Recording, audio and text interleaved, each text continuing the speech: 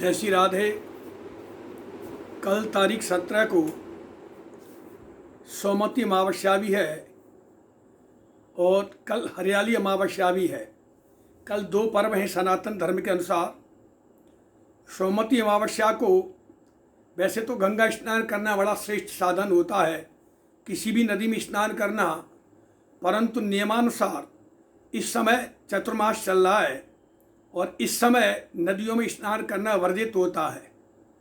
इस समय नदी में स्नान नहीं करना चाहिए। फिर भी यदि आप स्नान करने जाते हैं तो कल सोमवती अमावस्या है, अपने पितरों का तर्पण अवश्य करें। कल हरियाली अमावस्या भी है।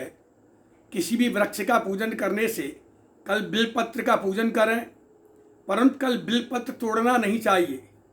लोग अपने मन की इच्छानुसार से कार्य करते हैं, इसलिए कार्य का उनको पूर्ण फल प्राप्त नहीं होता है। सोमवार के दिन, अमावस्या के दिन, संक्रांति के दिन, इनमें एकादशी के दिन बिलपत्र तोड़ना बड़ा ही निषेध माना जाता है। फिर भी मनुष्य नहीं मानते हैं और वो पूरे श्रावण मास बिलपत्र तोड़ करके सोमवार को अपना पुण्य प्राप्त तो नहीं करते हैं, बल्कि उसका अशुभ फल प्राप्त होता है।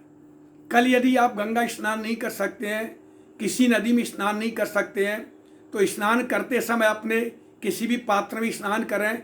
उसमें थोड़ा सा पहले गंगा जल डालें, फिर जल डाल करके उत्तर की तरफ मुँह करके स्नान करें और स्नान करते समय हर हर गंगे बोलते रहें और स्नान करने के बाद 2 मिनट के लिए दक्षिण की तरफ मुँह करके दोनों हाथ ऊपर करके हाथ जोड़ करके अपने पितरों की प्रसन्नता के लिए उनको प्रणाम करें और बोलें ओम सर्व पितृ मनोकामना सिद्धि कुरु कुरु, यानी सभी पितरों से प्रणाम करके करें हमारी मनोकामनाओं को पूर्ण करें।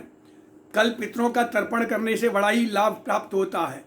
हरियाली अमावस्या, सोमवती अमावस्या दोनों एक साथ पड़ रही हैं, इसलिए कल जो भी हम शुभ कर्म करेंगे, यदि हम ये भी नहीं कर सकते हैं तो जहाँ पर आपके पितरों का स्थान हो, यदि भोजन नहीं ले जा सकते हैं तो वह आप कोई भी मिठाई सफ़ेद रंग की होनी चाहिए, क्योंकि पितरों को सफ़ेद ही वस्तु अर्पण की जाती है।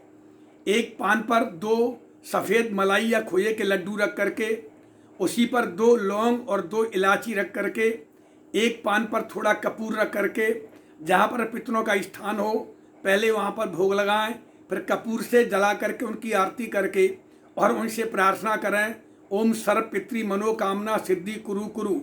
सभी पितर प्रसन्न होकर के, जब पितर प्रसन्न हो जाते हैं तो हमारे परिवार की, हमारे समस्त परिकरों का कल्याण होता है। इसलिए पितरों के लिए अवश्य, और यदि आप कुछ नहीं कर सकते हैं तो स्नान करने के बाद 2 मिनट के लिए दक्षिण की तरफ मुँह करके ऊपर दोनों हाथ उठा करके हाथ जोड़ करके, जब तक आपके शरीर का जल टपक नहीं जाए, नीचे नहीं गिर जाए, क्योंकि जो भी शरीर से जल गिरता समस्त देवता उसको पीते हैं।